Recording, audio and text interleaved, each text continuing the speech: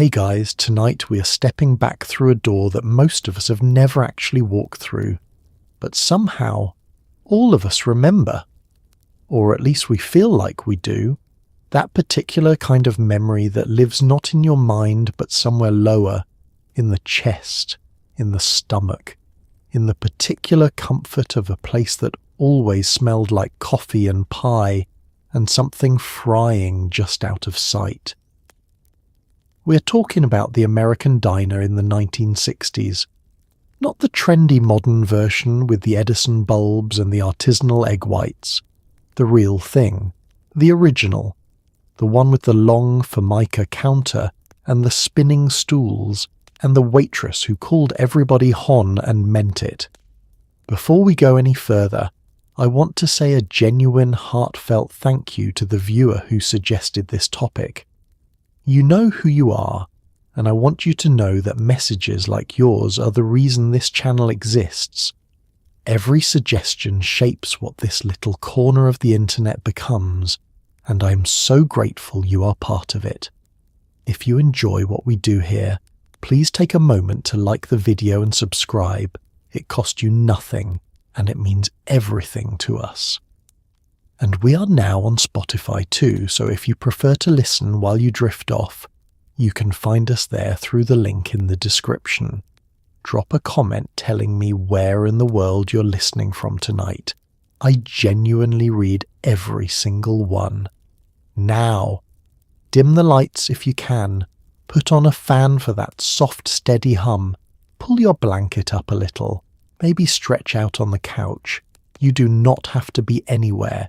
You do not have to do anything, because we are going somewhere together tonight, and the only requirement is that you get comfortable. Have you ever wondered what it actually felt like to slide onto a diner stool in 1963? What the coffee tasted like at 7 in the morning when the whole place was still quiet and the cook was just getting the griddle going? What did families actually talk about over Sunday breakfast at the counter? What happened at the booths in the back at 11 at night, when the tired and the lonely and the just getting off shift all ended up in the same room? What did a slice of pie taste like when someone made it that morning from actual fruit and actual pastry and slid it across the counter without saying a word because they already knew you wanted it? These are the questions that keep me up at night, and tonight they're going to keep you up too, at least for a little while. So take a breath. And just like that, it is 1962. The neon sign outside is buzzing softly in the dark. The coffee's already on. Somewhere behind the counter, a spatula scrapes against a hot griddle, and the sound is one of the most comforting things you have ever heard. The door swings open, and the little bell above it rings, and you step inside. Welcome to the diner. Let us start at the very beginning with the door itself. It is heavier than you expect, metal framed with a long vertical handle, worn smooth by 10,000 hands before yours. A small bell announces you as you enter, a bright, cheerful sound that cuts through the hum of the room and turns 1 or 2 heads at the counter. For just a moment, everyone knows you have arrived. Then they go back to their coffee, their eggs, their quiet conversations, and you are absorbed into the warmth of the place like you were always supposed to be here. The warmth is the first thing your body registers. Outside, it might be a sharp October morning or a humid July evening, but in here the temperature is constant, held steady by the griddle and the coffee urns, and the simple fact of people gathered in a room together. You feel it settle over you the moment the door swings shut behind you. A gentle, enveloping warmth, the kind that belongs to places that never fully close, that are always in the middle of something. You stand for a moment just inside the entrance, getting your bearings. Nobody rushes you. Nobody looks up again. There's a rack of coat hooks near the door and a small mat on the floor that has seen better decades. And beyond that, the room opens up in both directions. Counter to your left, booth stretching away to your right. the whole place lit by a combination of overhead fluorescents and the warmer glow coming through the plate glass window at the front. Outside that window, the street goes about its business. Inside, time moves a little differently. The sounds reach you all at once and then sort themselves out. The low, steady murmur of conversation from the booths, the clink of a cup being set back in its saucer, the particular flat scrape of a spatula against the griddle, a laugh from somewhere near the back, short and genuine, the soft percussion of the coffee percolator doing its slow, reliable work. These sounds do not compete with each other. They layer, the way sounds do in a place that has been running long enough to find its own rhythm. You take a stool at the counter because that is what you do when you come to a diner alone. The booths are for groups, for families, for couples with something to work through over eggs. The counter is for people who do not mind being part of the room, who are content to sit shoulder to shoulder with strangers and share the comfortable companionship of people who are all doing the same simple thing. You spin the stool once lightly, the way you've been doing since you were a child, and it obliges with the soft squeak of metal on metal. The counterman notices you without making a production of it. He is turning bacon on the griddle with one hand and reaching for a coffee cup with the other, and by the time he sets it in front of you and lifts the pot, you have not yet said a word. You do not need to. The cup arrives. The coffee follows, dark and steaming and poured with a practiced confidence that splashes it right to the rim without going over. He's already turning back to the griddle before you've reached for the handle. You wrap both hands around the cup and let the heat move through your palms. The ceramic is thick, the kind of thick that holds warmth for a long time, heavier than anything in your own kitchen cabinet at home. You bring it close without drinking yet, letting the steam rise against your face. It smells like every early morning you've ever been grateful for. Around you the diner hums. A woman in the booth nearest the window is cutting her daughter's pancakes into small, careful pieces, while the little girl watches with the focused attention of someone overseeing an important operation. Two men at the far end of the counter are deep in an argument about something, voices low, gestures minimal, the kind of disagreement that has been going on long enough to become almost comfortable. A waitress moves between the tables with the unhurried efficiency of someone who has done this so many times that her body knows the route without being told. You take your first sip. It is not subtle coffee. It does not ask anything of you, does not require consideration or appreciation. It is simply strong and hot and exactly right, the kind of coffee that does its job without ceremony. You set the cup down on its saucer and feel something in your shoulders release, some small tension you'd been carrying in from the street without knowing it was there. This is what a diner does.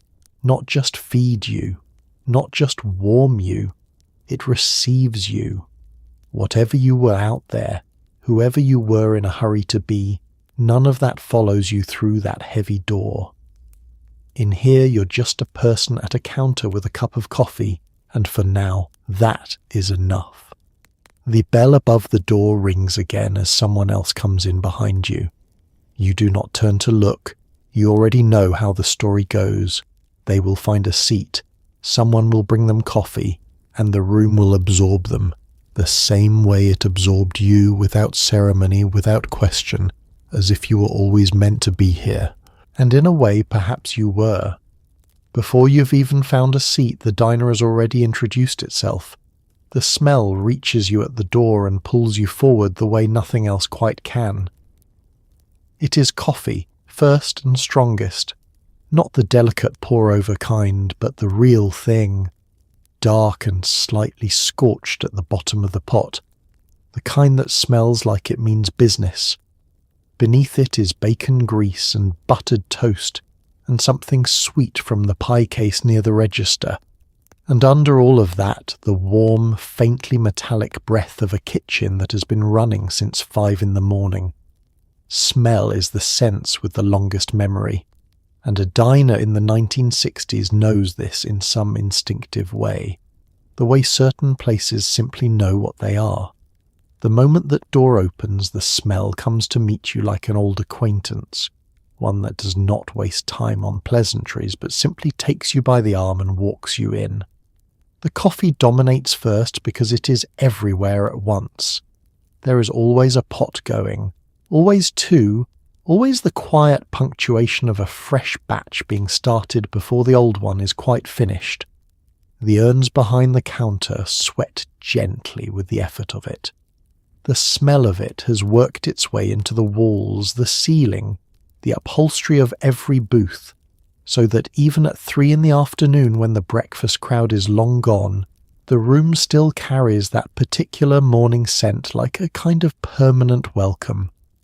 Underneath the coffee is the griddle, bacon fat rendering slowly, its smell rich and heavy and faintly sweet, the kind of smell that does something to your appetite that cannot be talked out of.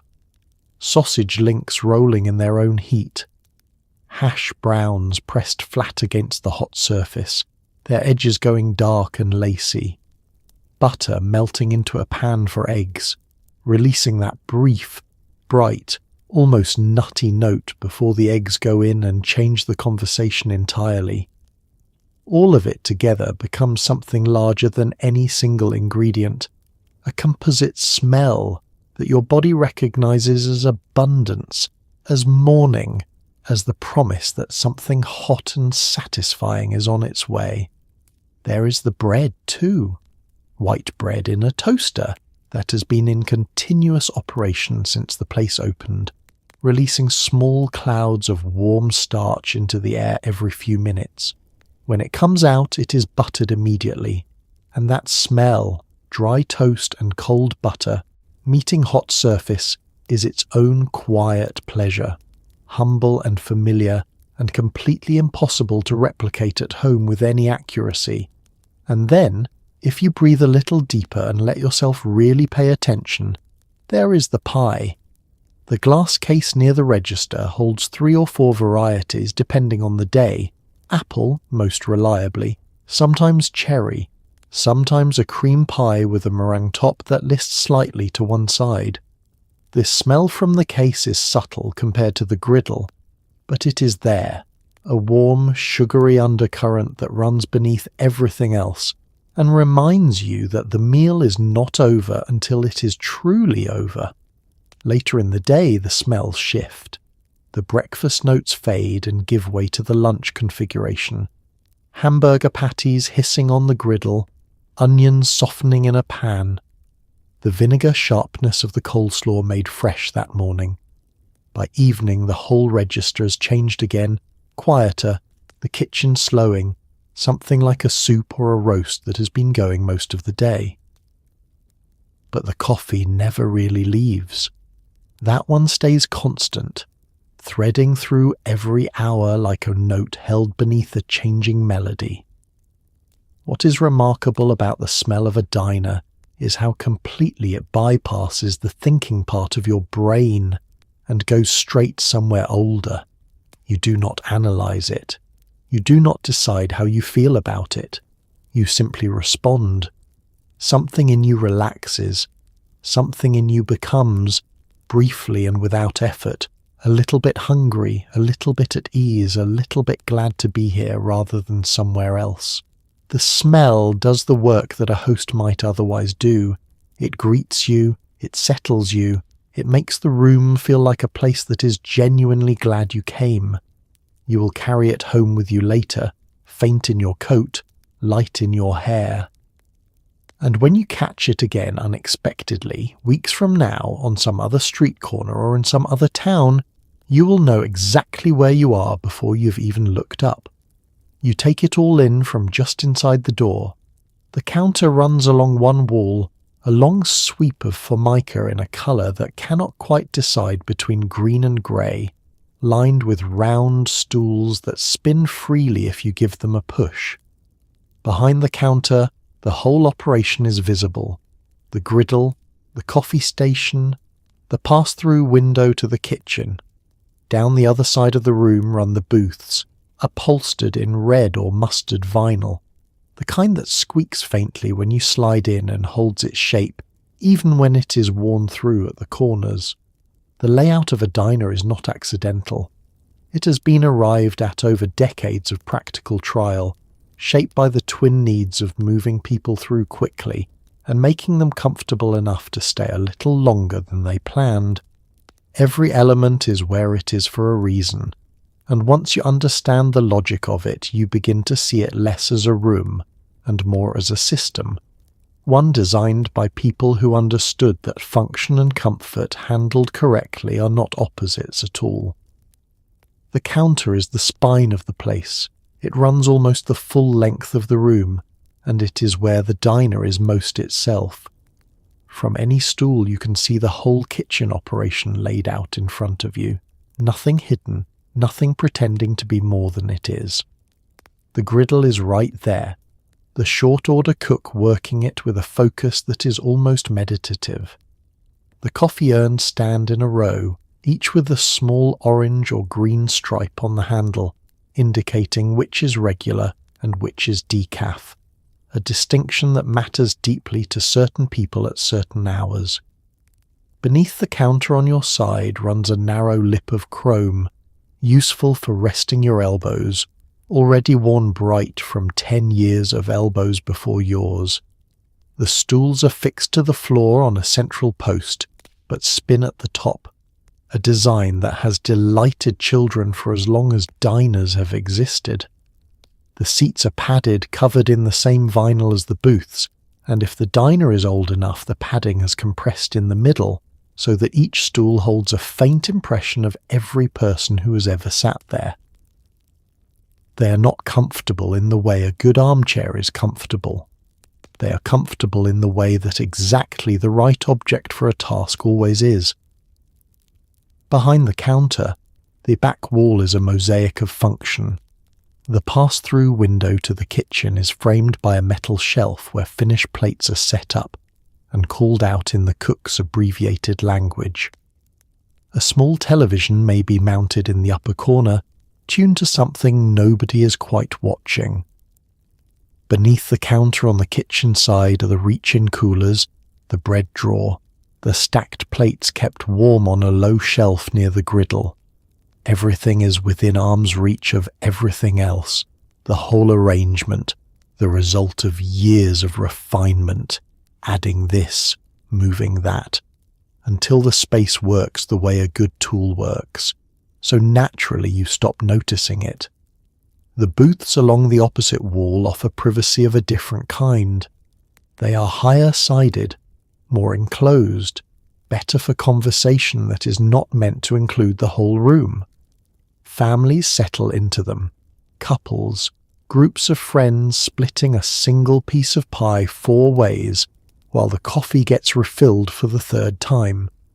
The tables are the same formica as the counter, bolted in place, sometimes with a small jukebox selector mounted at the end of the table, its pages of song titles soft with handling. Near the register at the front sits the pie case, the coat rack, a small display of mints and toothpicks and the occasional postcard. The register itself is large and mechanical, its keys satisfying to press, its bell bright and final when the drawer opens. Above it, a chalkboard lists the daily specials in handwriting that does not always stay on the lines. The whole room is maybe 40 feet long. On a busy morning it holds 30 people without feeling crowded. On a quiet afternoon it can feel almost private. It is a space that knows how to be what the moment requires of it, and that, more than anything else, is why you come back. The people behind the counter are the diner itself.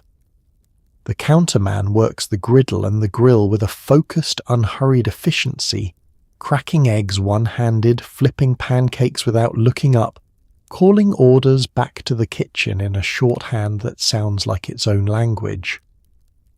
The waitress moves between the booths and the counter with a kind of practiced grace, coffee pot in hand, pad in her apron pocket, remembering without writing down who takes cream, who wants their toast dark, who is having a hard morning and just needs someone to refill their cup without being asked.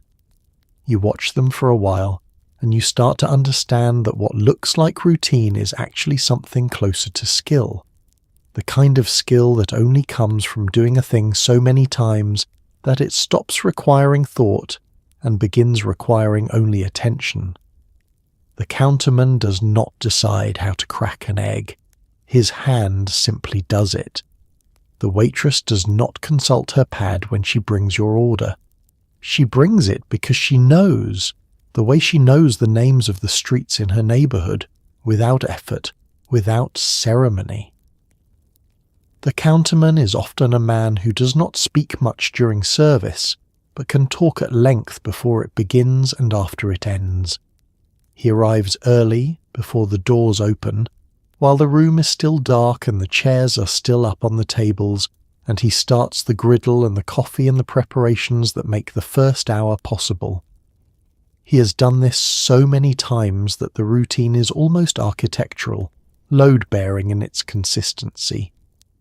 If he is sick, the whole morning feels slightly off, the way a room feels off when a piece of furniture has been moved without explanation. He works within a small kingdom behind the counter, and within that kingdom his authority is absolute and unhurried. He knows the temperature of his griddle the way a musician knows the feel of an instrument, by the sound of things landing on it, by the way the smoke rises, by instinct refined over years. He does not use a timer for anything.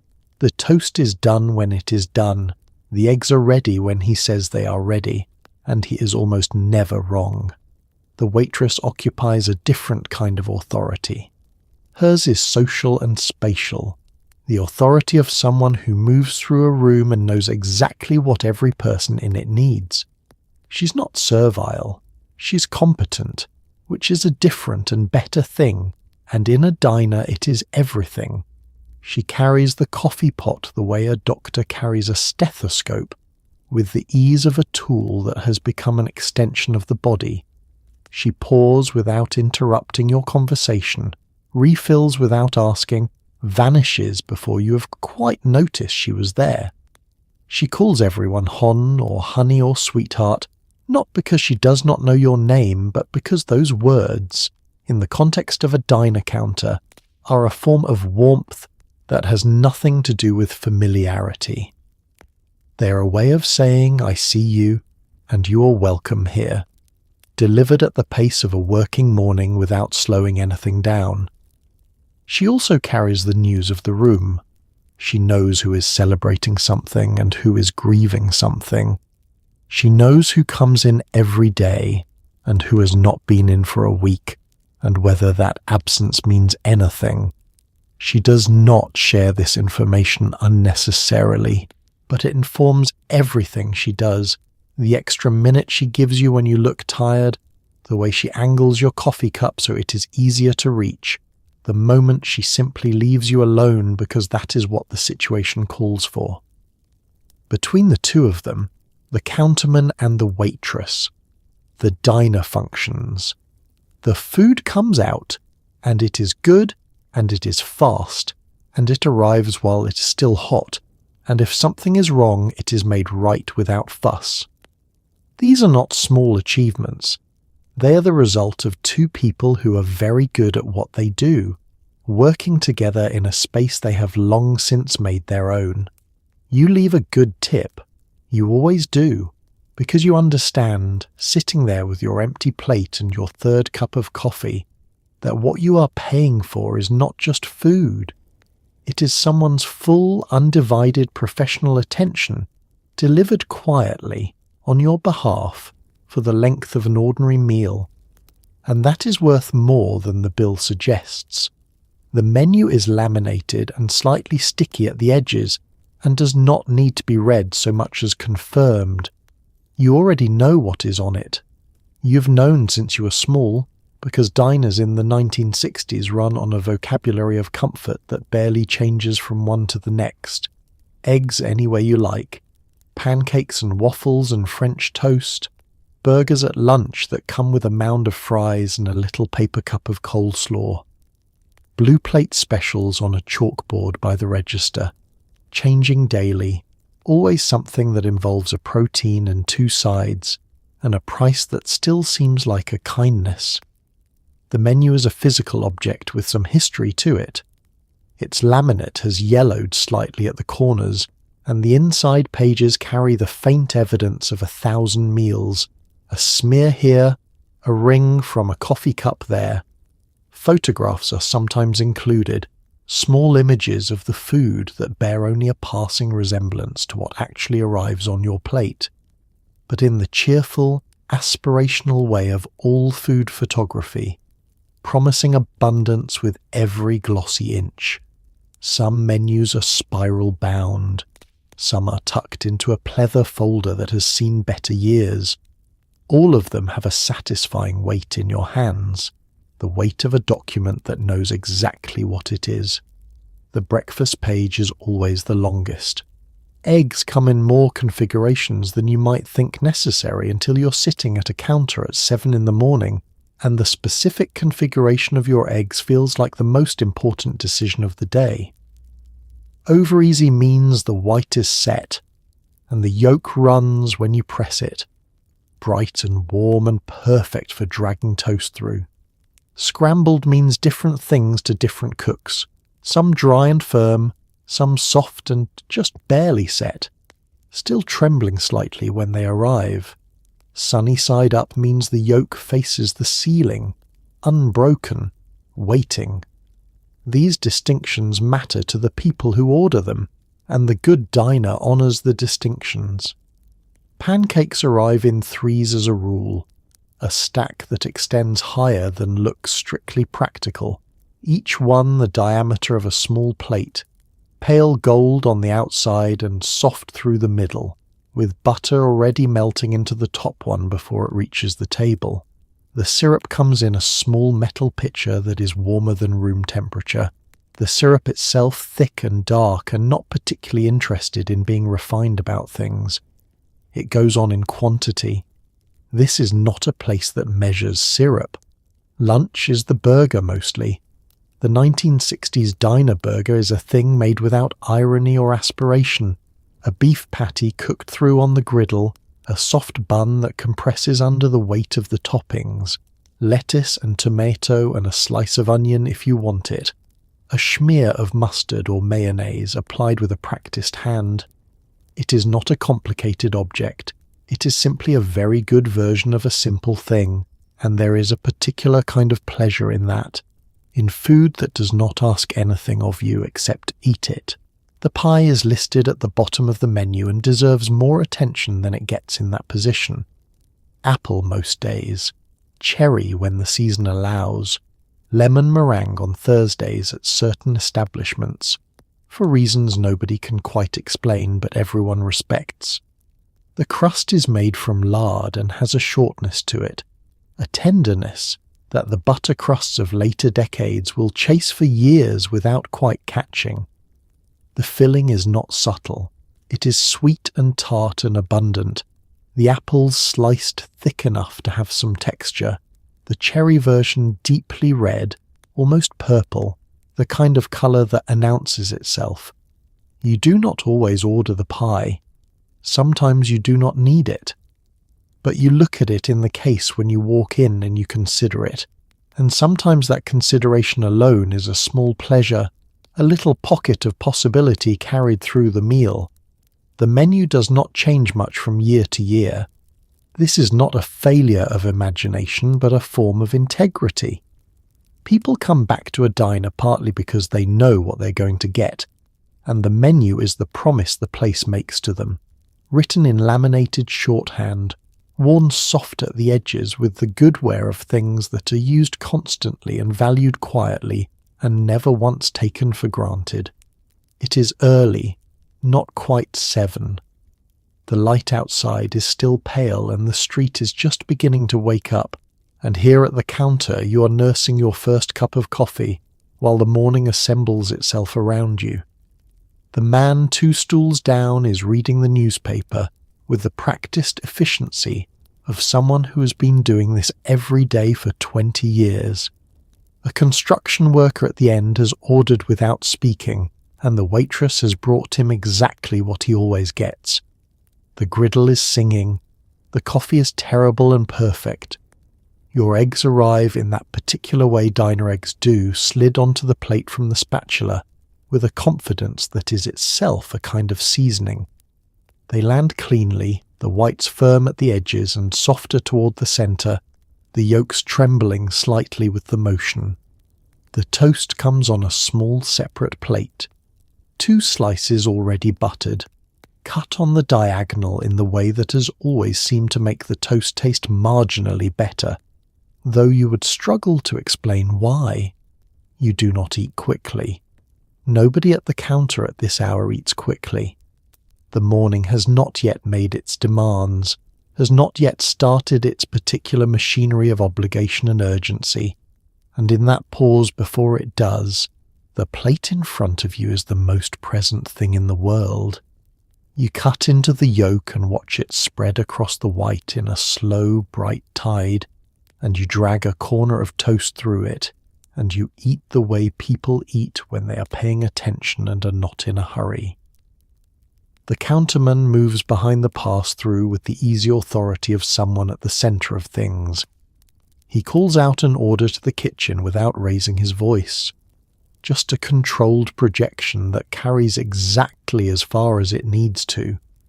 He pours coffee down the counter from a pot held at the precise angle that fills each cup without slowing his stride. He cracks 2 eggs with one hand onto the griddle and watches them settle into their shapes while he lifts 4 strips of bacon with the other, turning them without looking down. Around you the counter fills slowly. A woman in a nurse's uniform sits 2 stools up and orders orange juice and toast and reads a paperback novel propped against the napkin dispenser, turning pages without looking up when her food arrives. A teenage boy in a school jacket comes in alone and orders pancakes and studies his food with the serious appetite of someone still growing. An older man in a cardigan settles into the stool beside you with a greeting that is addressed to the room in general and to no one in particular, and the waitress says good morning back to him with a warmth that tells you he has been doing this for years. The conversations at the counter in the early morning are different from the conversations anywhere else. They are short and comfortable and full of shared reference, the kind of talk that only happens between people who have occupied the same room at the same hour enough times to have earned a certain ease with each other. The weather, the game last night, something that happened on the street outside that everyone seems to have a version of. Nobody's performing. Nobody's trying to impress. The morning is too early and too real for any of that. When you're finished, you sit for a moment with your last cup of coffee. You're not quite ready to go. The stool is not comfortable exactly, but it is right. The right height, the right amount of swivel, positioned at the precise centre of a room that is warm and smells like everything good about the early part of a day. Outside, the street has brightened. More cars now, more voices, the day building toward itself. The waitress tops off your cup without being asked. You do not say anything, neither does she. But it is a small act of care, and you register it the way you register all small acts of care, quietly, with gratitude that does not require words. You leave when you are ready. Not a moment before. Every diner has them, the people who are there so consistently that their presence becomes part of the architecture. The retired teacher who comes in at 8 sharp every weekday and sits in the 3rd booth on the left. The 2 mechanics from the garage down the street who always take the far end of the counter and never order dessert but always accept it when it is offered. The young mother who brings her toddler on Tuesday mornings, spreading crackers on the table while she drinks her coffee in something approaching peace. You do not know their names, and they do not know yours, but you would notice immediately if any of them were missing. There is a particular grammar to the life of a regular at a diner, a set of unwritten conventions that govern how the relationship works. The regular does not need to introduce themselves, and they do not. They sit in the same place without being directed to it because everyone understands, without discussion, that the place is theirs. They order the same thing or close enough to it that the variation is itself meaningful, a signal that something has shifted in the day or the week or the life that is being lived behind the scenes. When the retired teacher orders something different, the waitress notices and does not comment. But she's a little gentler with the coffee that morning. The mechanics arrive together and leave together and conduct a conversation between themselves that has the texture of something ongoing, never quite beginning and never quite ending, the way long friendships talk. They work through disagreements about sports scores and engine specifications and neighbourhood news with the comfortable friction of people who have said most things to each other before and have stopped worrying about the outcome.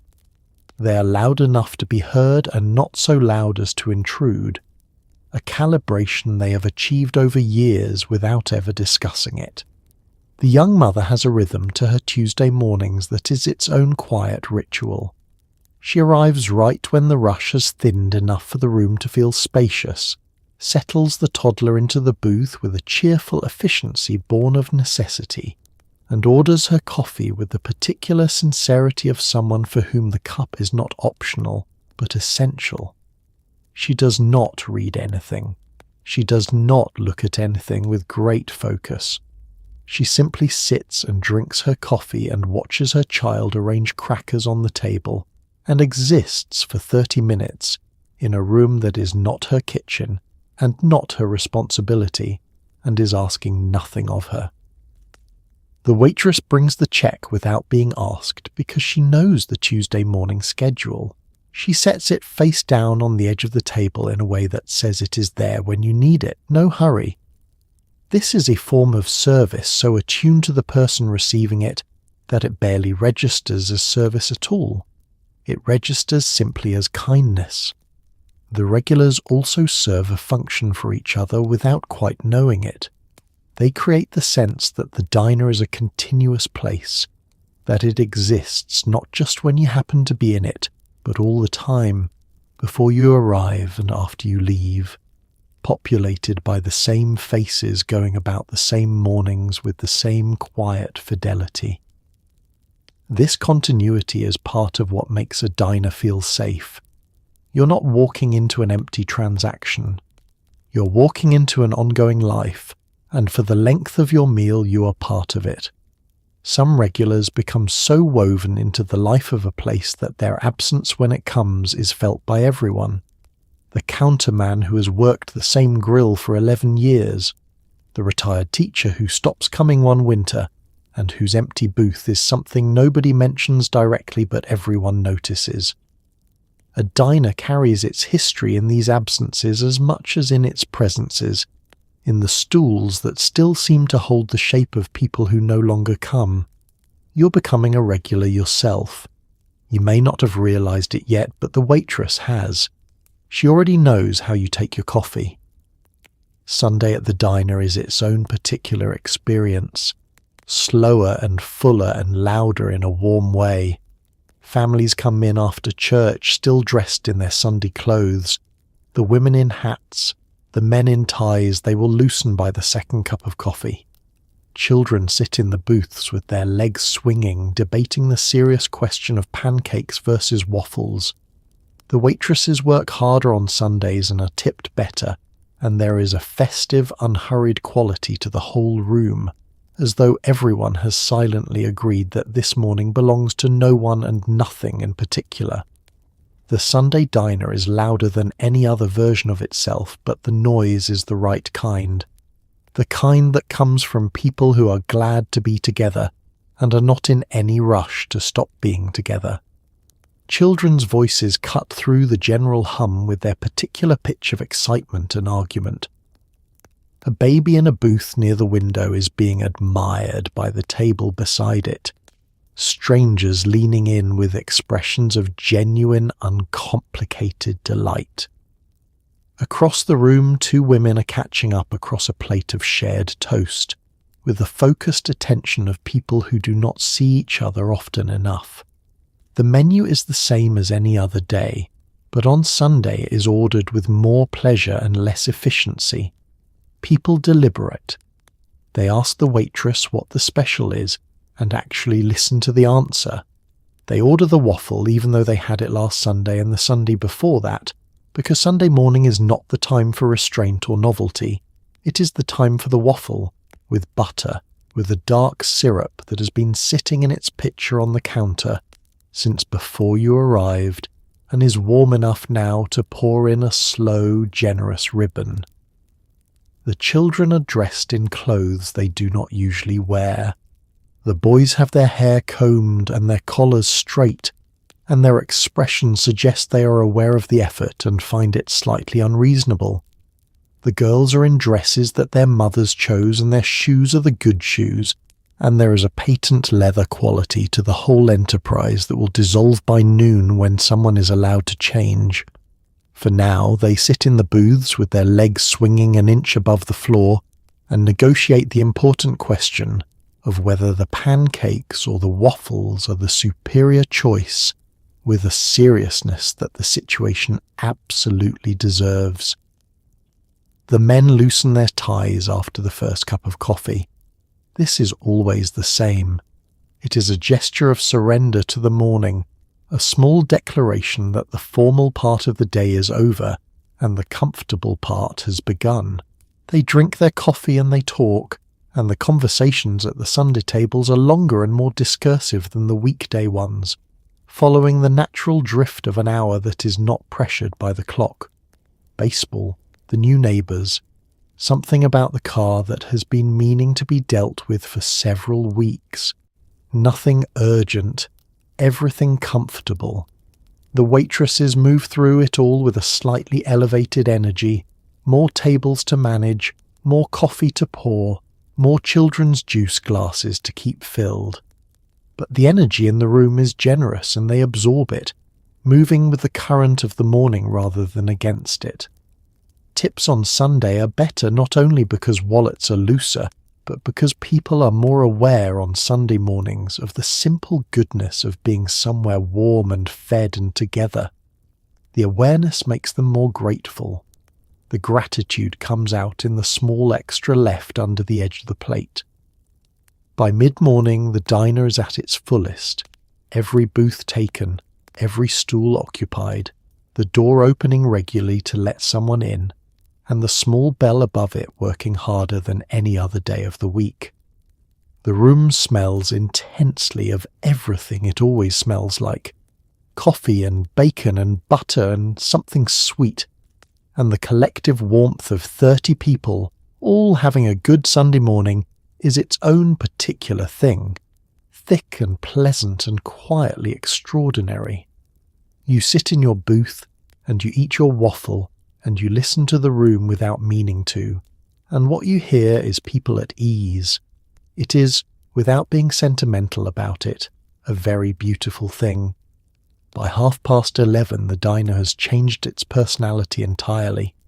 The quiet of the morning gives way to something louder and faster, the door opening and closing in a near-constant rhythm, the counter filling with people who have exactly 45 minutes and know what they want. Office workers and factory men and shop girls from the Five and Dime down the street, all of them arriving in a wave that the staff meets with a kind of calm, practiced competence that is its own form of art. The griddle never stops, the coffee never empties, and somehow, in the middle of all of it, nobody waits very long.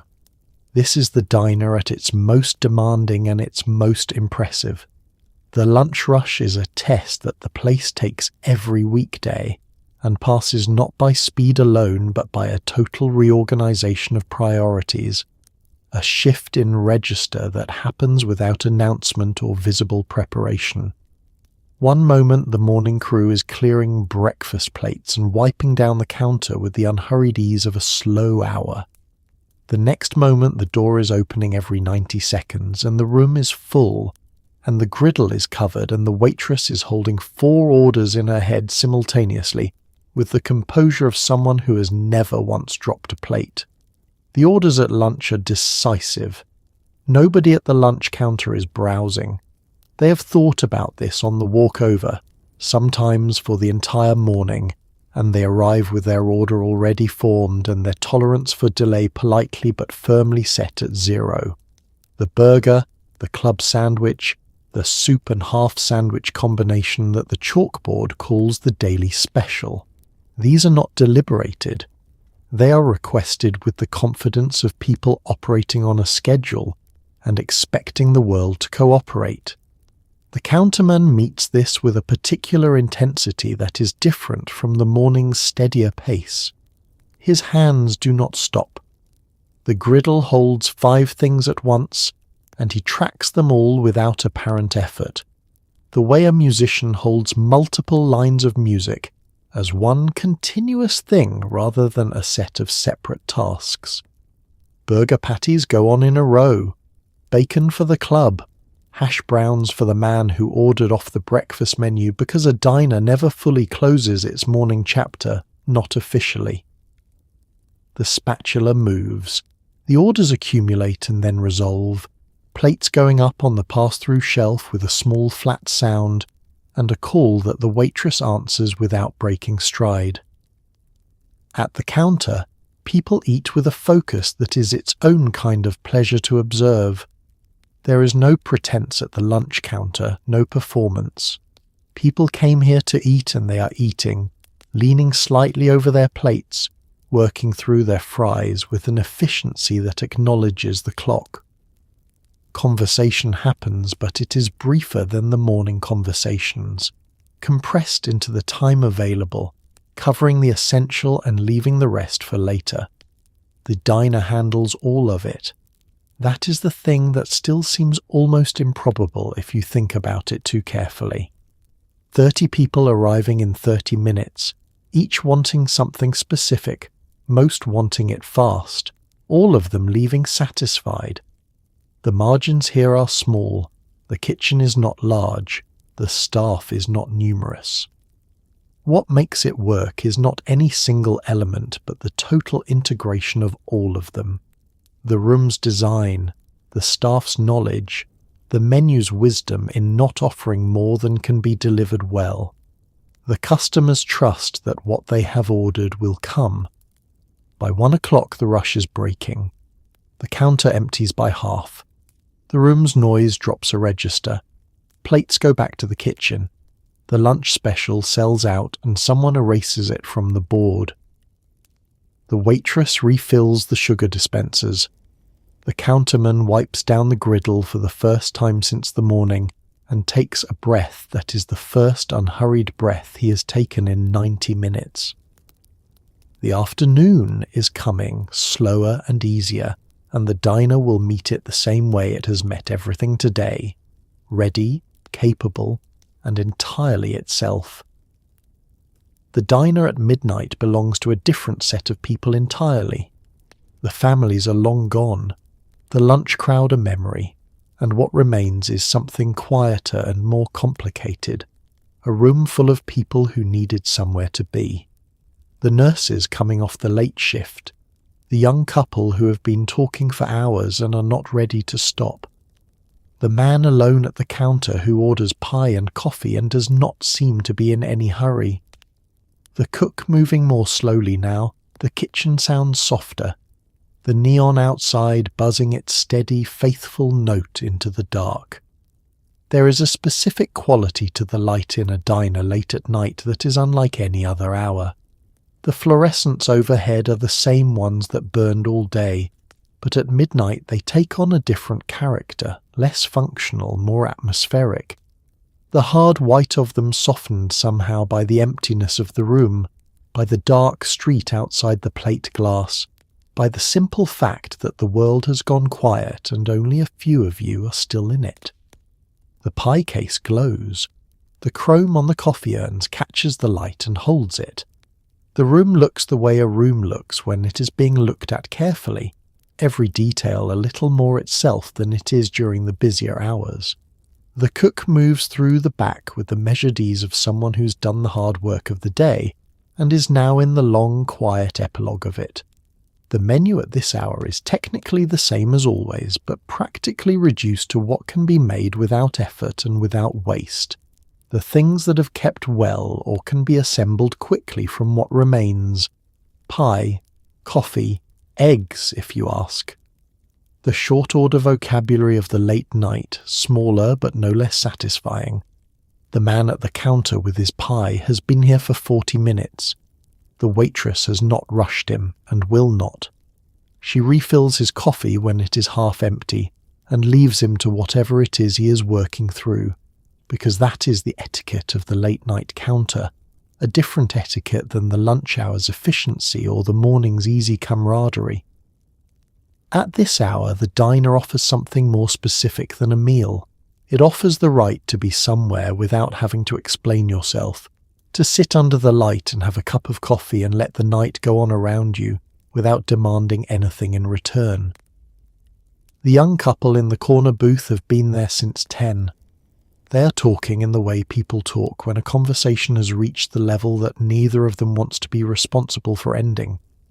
Coffee cups have been refilled twice. A shared piece of pie has been eaten down to its last forkful and abandoned there, the fork resting in the remnant as an informal marker of how long they have been here. Their voices are low, their expressions serious and then soft and then serious again. The waitress passes by without looking at them directly. Outside, the street is almost empty. A car moves through the intersection, its headlights sweeping briefly across the window and then gone. Somewhere a traffic light cycles through its colours for nobody in particular. The neon sign above the diner door buzzes with a faint, constant note, red and warm, spelling out its simple announcement to the dark, the name of the place, the word open, the promise that someone inside is awake and the coffee is hot and you are welcome here. A new person comes in just before 1. The bell above the door rings. The waitress looks up. The cook lifts his head at the sound from the kitchen. The man at the counter does not turn around, but he is aware of the arrival, aware of the small shift in the room's atmosphere that another presence creates. The newcomer takes a stool, orders coffee, looks at the pie case for a moment and then nods. The waitress cuts a slice without being told which kind, and she's right. This is the late-night diner. It does not ask why you are here. It does not wonder why you're not home. It simply keeps the light on and the coffee going and offers you a stool and a cup and a piece of pie, and the profound, unhurried mercy of a place that will let you stay as long as you need to. It is not fashionable coffee. It does not come from anywhere in particular, does not carry a story about altitude or soil or the hands that picked it. It comes from a large commercial can that the counterman opens with a key and measures into the basket with a scoop, the same amount every time, calibrated not to some ideal of flavour, but to the practical requirement of a cup that will do what a cup of coffee needs to do at 6 in the morning when you've been awake for an hour and the day has not yet shown its hand. It is strong and dark and slightly bitter at the edges, and it is exactly right. The cup it arrives in is part of the experience, thick white ceramic with a rolled lip, heavier than you expect the first time you pick it up, the kind of cup that retains heat long after a thinner vessel would have given up. It sits in a saucer that matches it, and the saucer has a small ring on it from every cup that has rested there before yours, a faint brown circle that is not quite a stain and not quite a decoration but something in between, a record of use, a mark of a place that takes its coffee seriously enough to keep it coming. The first sip is always the truest. Before you have added anything, before the cream has clouded it or the sugar has softened it, the coffee is exactly what it is, direct and unapologetic, a little rough at the edges the way honest things sometimes are. It does not ask you to appreciate it. It simply does its work, moving through you with a warmth that starts at the back of your throat and spreads outward into your chest and your shoulders, and the space behind your eyes where the morning fog still lingers. By the time you set the cup back in its saucer, the fog has begun to lift. Some people take it black. This is treated with a quiet respect at the diner counter, the way any straightforward preference is respected by people who have seen every variation. Others add cream from the small metal pitcher that lives permanently within reach, tipping it in a slow, pale ribbon that blooms through the dark liquid in a brief, beautiful swirl before disappearing into it. The sugar comes in a glass dispenser with a chrome flip top, and the sound of it opening is a small, familiar percussion that belongs entirely to this room and this hour. The coffee's refilled without being requested. This is one of the founding principles of the diner, so fundamental that it is never stated because it does not need to be. The waitress moves along the counter with the pot, and your cup is topped off before it is half empty, the fresh coffee darkening the surface for a moment before it blends in, the steam rising again in a thin curl. You did not ask. She did not announce it.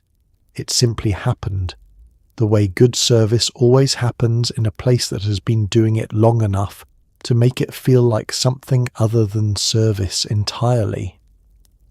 By the third cup, the coffee has become less about the caffeine and more about the continuity of the morning, the ritual of the cup in your hand, the warmth of it, the small, reliable pleasure of a thing that is the same today as it was yesterday and will be the same tomorrow. The diner changes around you as the morning progresses. The counter fills and empties. Orders come and go. Conversations start and end. But the coffee remains constant. Always there. Always hot. Always poured with that same practiced confidence that never quite becomes routine, because routine requires noticing, and the best diner coffee is so seamlessly present that you only notice it when the cup is empty. There are people who've been drinking coffee at the same diner counter for 20 years. They could not tell you much about the beans or the roast or the water temperature. They could tell you that it tastes like morning. They could tell you that it tastes like the particular comfort of a place that knows you. They could tell you that on the mornings when something is wrong, when the day is heavy before it has even properly begun, the first cup of diner coffee is the thing that makes the wait bearable. Not because it solves anything, but because it is warm and it is familiar, and it is given to you freely by someone who asks nothing in return except that you sit for a while and let the morning do its work. That is what the coffee is, finally. Not a beverage, not a product, a gesture. A small, daily, unassuming gesture that says you are here and you are welcome, and whatever the day holds, it has not started yet. And for just this moment in this cup, everything is still possible. It stands against the wall near the booths, a rounded, glowing thing, all chrome curves and coloured light. And even when it is not playing, it has a presence in the room, the way a musical instrument has a presence even in silence. Someone has loaded it with the current favourites, and some older ones that nobody requested but nobody removed either. And for a dime you can fill the diner with whatever the moment seems to call for. On a slow Tuesday afternoon, a teenager puts in her dime, and the room changes, subtly but completely, the way a room always changes when music enters it. The jukebox in a 1960s diner is a Wurlitzer, or a Rock-Ola or a Seeberg, and the differences between them are debated with genuine feeling by the people who care about such things. which in a diner means almost everyone eventually. The mechanism inside is visible through the curved plastic front panel, the arm that selects the record, the disc lifting and settling onto the turntable with a delicacy that seems at odds with the machine's overall solidity. You can watch it happen if you stand close enough, the small automated choreography of it, and there is something quietly wonderful about a machine that shows you its own working. The song list is printed on small cards arranged in a curved rack inside the selector, and reading through it is its own small pleasure. The cards are slightly faded from the light, and from the fingers that have turned the pages looking for something specific, or something half-remembered, or something that just feels right for this particular afternoon. The titles are in capital letters, the artist beneath them in smaller type, and the range of what is available tells you something about the room and the people who fill it. A little country, a little rock and roll, the big band numbers that the older customers still prefer, the newer sounds that the teenagers have been feeding dimes to all summer. When a song begins, it fills the room without overwhelming it, the volume calibrated to the space, loud enough to be heard from any seat but not so loud that you have to raise your voice to talk over it. The speakers are built into the top of the cabinet, and the sound they produce has a warmth that later, more technically precise equipment will not quite replicate. A slight roundness to the edges of every note that makes even a sad song feel held rather than exposed. Music changes the diner in ways that are hard to articulate precisely but easy to feel.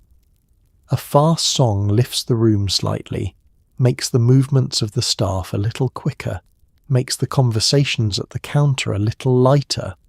A slow song does something else, settles the room into itself, makes people lean a little closer across the table, makes the afternoon feel like it has more room in it than it did before.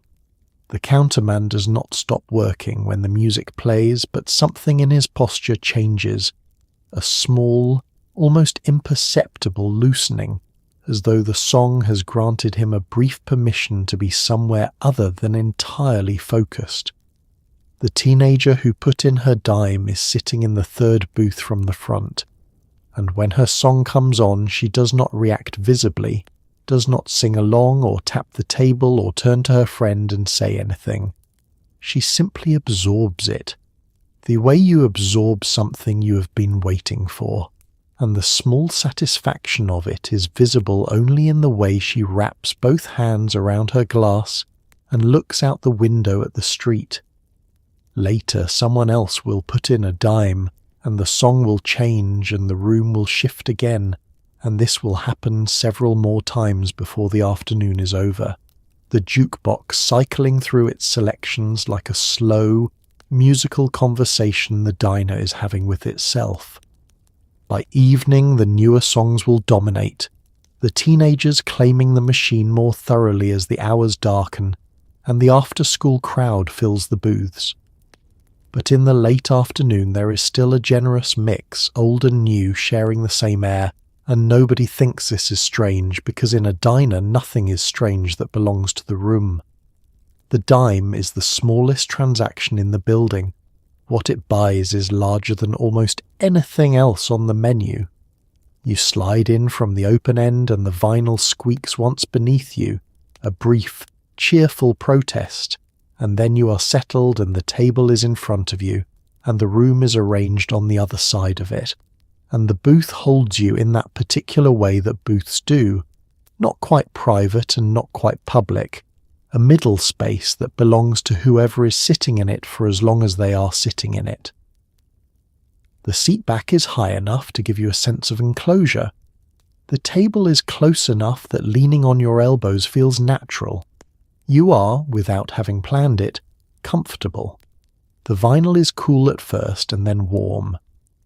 This transition happens quickly, within a minute of sitting down, and it is one of those small physical pleasures that you register without quite acknowledging. The seat, adjusting to you, the temperature of the material meeting the temperature of your body and finding a comfortable middle ground. The surface is smooth in the center and cracked at the edges in the way that vinyl cracks after years of use. The cracks repaired in some places with tape that has itself begun to peel, the whole thing worn in a way that reads not as neglect but as the honest evidence of a place that has been well used and well loved. The table is bolted to the floor and does not move, which is the right way for a diner table to be. It is formica, the same material as the counter, in a pattern of small flecks that was chosen decades ago by someone who understood that a surface used, this constantly needs to be both durable and visually forgiving. The edge of the table is banded in chrome that's been wiped down so many times it is bright even where it is old, and running your finger along it has a satisfying smoothness that belongs entirely to the tactile vocabulary of this room. Across the table from you, the other seat is empty or it is not. If it is empty, the booth feels generous, spacious in a way the counter does not, the absence of another person creating a kind of room that is yours to fill with whatever you have brought in from the street, your coat spread beside you, your bag on the seat, your elbows claiming the table with a casual authority you would not exercise at someone's dining room. If the seat across from you is occupied, the booth becomes something else, more intimate, arranged by its dimensions toward conversation, the distance between two people across a diner table exactly right for talking about something real. The window is nearby if you're in one of the front booths, and looking out of it is one of the pleasures of the booth that the counter does not offer. The street from this angle has a framed quality, contained by the window's edge into something that looks almost composed, the people passing on the sidewalk and the cars moving through the intersection, and the shop fronts across the way, all arranged by the rectangle of glass into a scene rather than a chaos. You watch it without urgency. The booth gives you permission to watch without urgency. When the food arrives, the waitress sets it down with the efficiency of someone who has done this in a small space many times, plates appearing on the table without disrupting anything, coffee cup refilled without asking you to move your arm. She navigates the booth's geography with a practiced ease that makes the whole interaction feel frictionless. The food simply there, the cup simply full, the small metal creamer appearing beside it as if it materialized. Then she is gone, and you are alone with your meal, and the window, and the comfortable enclosure of the booth, and the room goes on around you at its own pace while yours slows to match the pleasure of the meal. You stay longer than you planned. This is what booths do. The pie at a 1960s diner is not a dessert so much as a destination, the thing the meal has been quietly moving toward since you sat down, whether you knew it or not. It lives in the glass case near the register, and it is visible from almost every seat in the room, and the visibility is not accidental. The cook who made it this morning did not make it for the case. She made it for the eating. But the case is where it waits, patient and unhurried, the crust a pale gold under the glass, the filling pressing gently against the sliced edge in a way that makes the whole thing look like an honest promise. The crust is the first thing you notice when the slice arrives. It is short and slightly crumbly at the edge, the kind of crust that gives way cleanly under the side of a fork without requiring effort, made with lard in a ratio that has been arrived at through repetition rather than recipe. The cook knowing by the feel of the dough when it is right, by the way it holds together and the way it breaks. The bottom is baked through, not pale and soft the way underbaked crusts are, but evenly golden, firm enough to hold the filling without dissolving into it. Apple is the most common and in some ways the most satisfying because it is the most straightforward, the filling a simple negotiation between fruit and sugar, and a little cinnamon. Nothing concealed, nothing complicated. The apples sliced thick enough to have some bite to them, some resistance, so that each forkful is both pastry and fruit in proportions that feel considered even when they were not. The juice from the apples has thickened slightly in the baking and runs gently from the cut edge of the slice when you press the fork in, a small sweet overflow that pulls in the plate and is not wasted. Cherry pie is a different proposition, darker and more emphatic, the filling a deep, almost wine-coloured red that stains the fork and the plate and announces itself without apology. The cherries are from a can, and this is not a compromise but simply a fact of a kitchen that operates at volume and cannot depend on the seasonal availability of fresh fruit. The canned cherry filling of the 1960s has its own integrity, its own particular sweetness that is distinct from fresh, and not lesser, simply different, the flavour of a specific time and a specific intention. Cream pies live in the case alongside the fruit varieties, and they are their own category of pleasure. The lemon meringue with its bright, sharp curd, and its meringue toasted to a pale brown at the peaks. The coconut cream with its soft, vanilla-scented custard and its layer of toasted coconut on top. These are the pies that require more from the cook and more from the case, their stability depending on refrigeration and on being sold the same day they were made, which in a good diner they always are. The slice is never small. This is a point of principle that the diner holds without stating it. The wedge cut with a generosity that acknowledges the importance of the transaction. You ordered pie.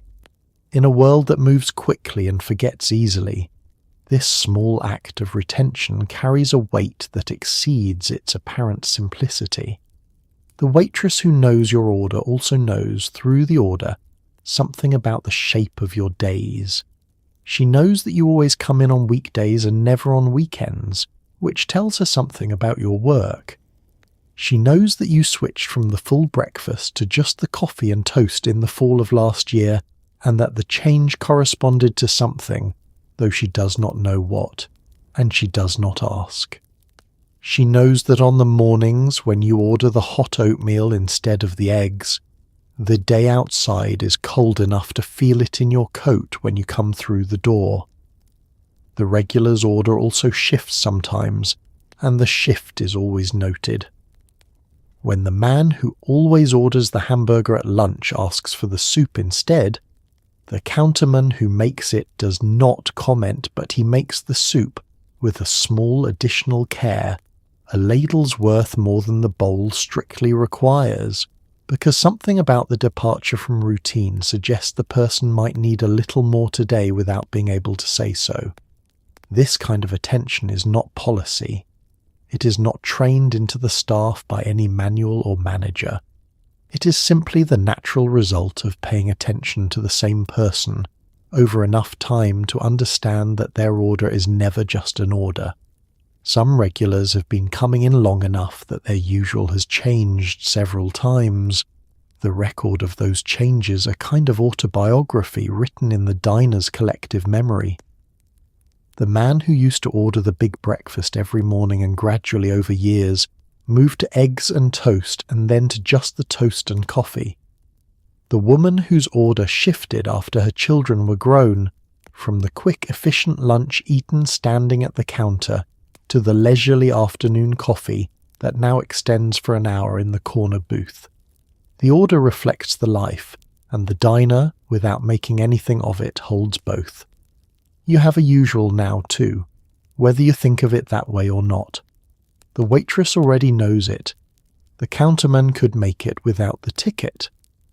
And when you walk through the door on the mornings when you're not quite yourself, when the day has started badly, or the night before it ended poorly, the fact that your usual will arrive exactly as it always does, without explanation or adjustment required, is a form of steadiness that you did not know you needed until it was there. There is a particular version of the diner that only exists when it is raining outside, when the street beyond the plate glass window has gone dark and wet, and the headlights of passing cars drag long reflections across the pavement. The diner in the rain is warmer than usual, or seems so, the contrast between outside and inside sharpened by the weather into something you feel on your skin the moment you come through the door, shaking the water from your coat, finding a stool, wrapping your hands around the cup the waitress sets in front of you before you have quite settled. Out there the world is cold and moving fast. In here it is neither. Rain changes the quality of the light inside the diner in a way that is difficult to account for but easy to perceive. The fluorescents are the same fluorescents that burn on clear days, but against the grey of a rainy afternoon they take on a warmer cast, the room seeming more golden than white, more enclosed, more emphatically itself. The window that on sunny mornings frames the street with bright particularity becomes on rainy days a darker rectangle, the outside world reduced to movement and reflection, and the steady silver percussion of water on the sidewalk, and against this the interior of the diner glows. People come in from the rain with a shared understanding that the weather has given them permission to stay longer than they otherwise would. A diner on a rainy afternoon is not a place you pass through. It is a place you wait out the rain in, and the rain, being unpredictable, may require considerable waiting. This understanding relaxes the room in a way that even the easy pace of an ordinary afternoon does not quite achieve. Coffee cups are refilled more often. Conversations extend past their natural endings and find new subjects.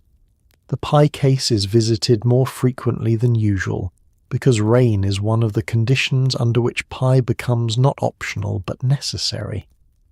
The sound of rain against the window is audible beneath the room's usual sounds, a soft, continuous presence that adds to the general warmth rather than competing with it.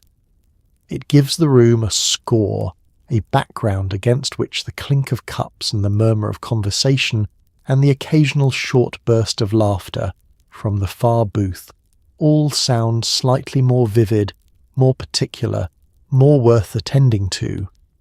You find yourself listening to the room on a rainy afternoon in a way you do not always listen, the weather having slowed you down enough to notice what is ordinarily just absorbed. The staff moves through the afternoon with a slightly different energy when it rains, less purposeful and more accommodating, as though the weather has given everyone a collective permission to be a little less efficient and a little more generous with time. The waitress sits on the stool behind the counter during a slow stretch and talks to the counterman about something unrelated to the work, and nobody in the room minds because the rain has made everything feel a little less urgent and a little more human. Outside, a woman runs past the window holding a newspaper over her head, and everyone at the counter watches her for a moment with the warm, comfortable sympathy of people who are dry. The rain comes down harder for a minute and then eases. A car moves through the intersection, trailing a wake in the water that has pooled against the curb.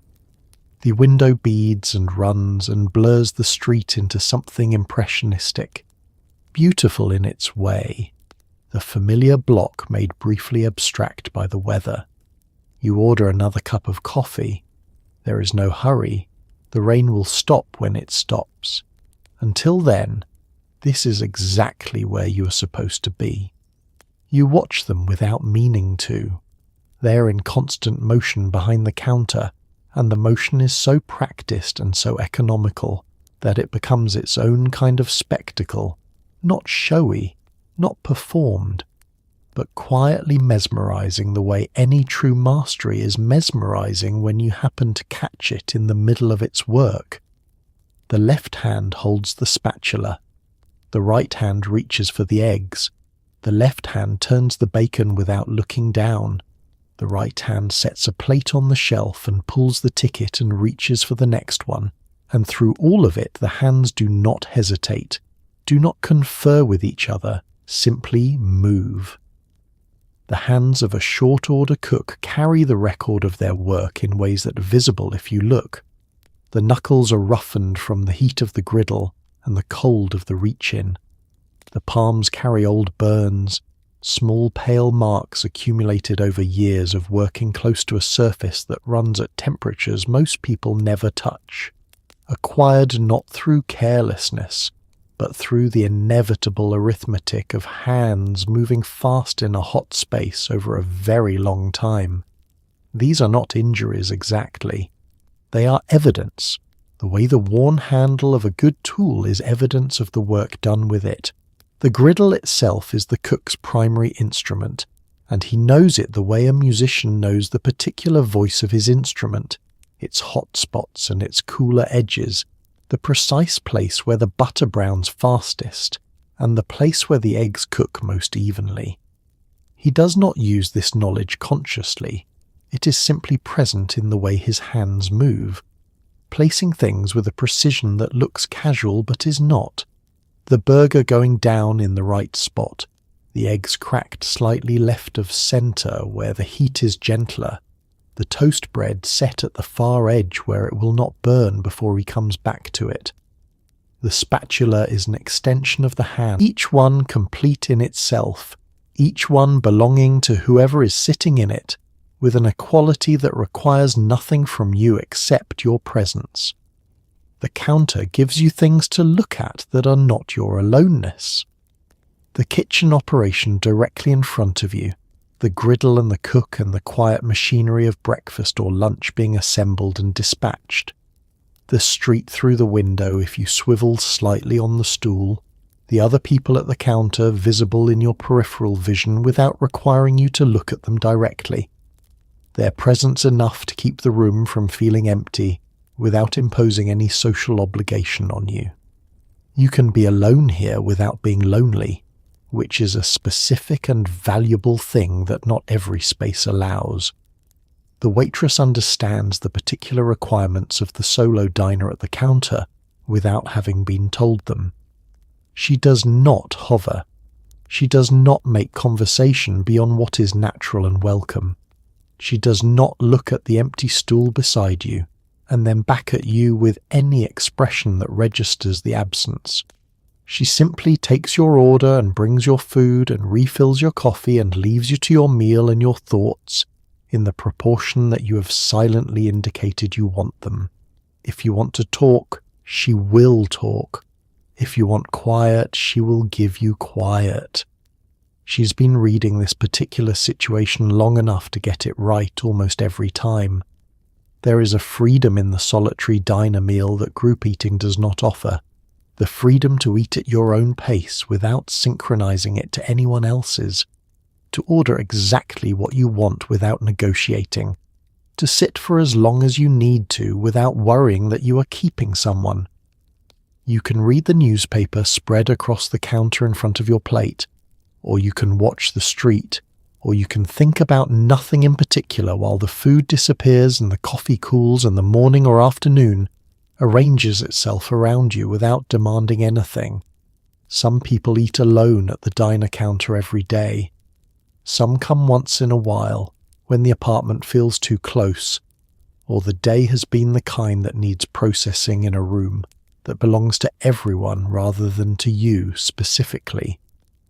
Some come because they are between things, between cities, between jobs, between one version of their life and whatever comes next.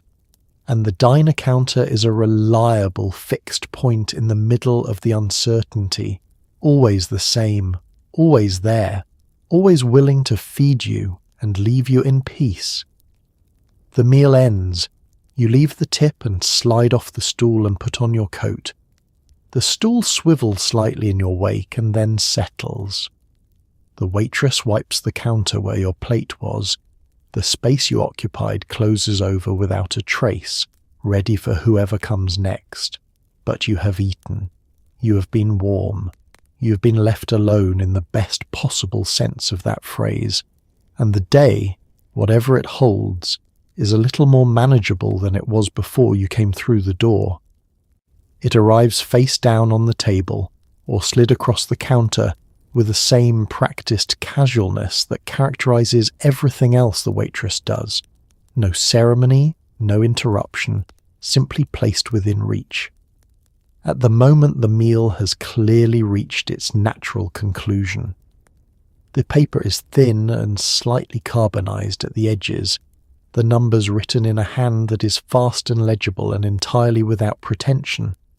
You flip it over and look at the total, and there is always a brief moment of simple satisfaction, not at the price exactly, but at the wholeness of it.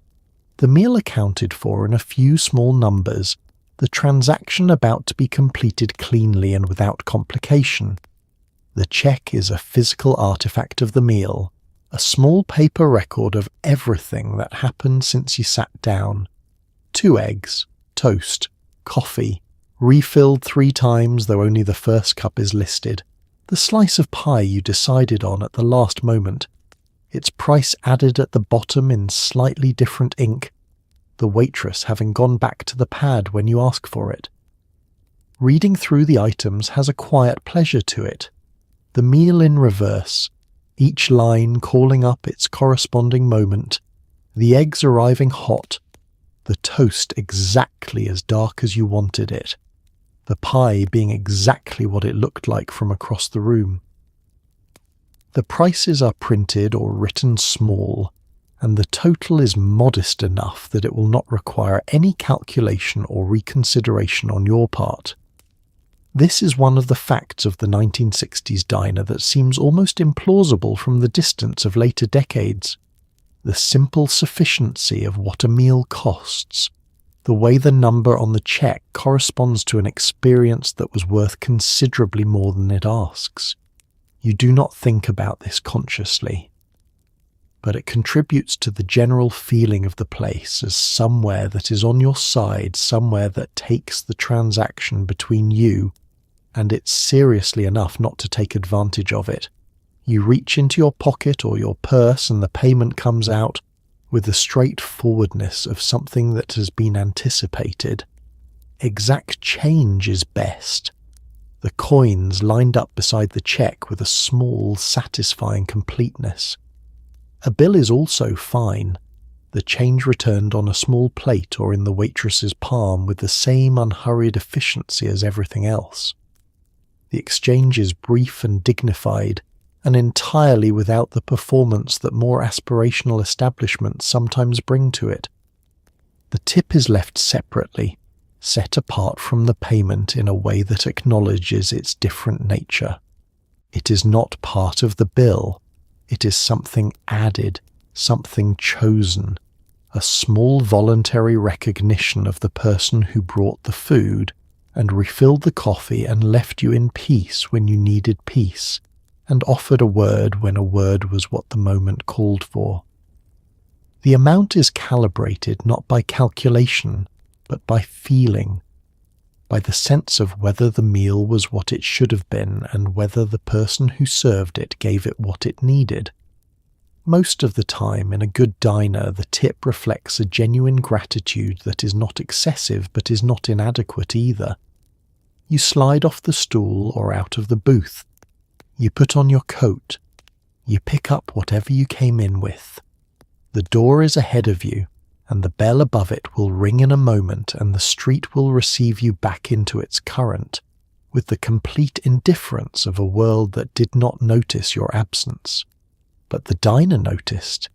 It fed you, and warmed you, and asked almost nothing in return, and the small paper check with its modest total is the last evidence of the compact between you. You leave it on the counter with the tip beside it, and you walk out into whatever the day has become while you are sitting still, and the bell rings once behind you, bright and brief, and then the door swings closed and the room goes on without you, exactly as it was, exactly as it always is. Ask anyone who grew up in the 1960s about diners, and something specific surfaces almost immediately, not a general impression but a particular detail.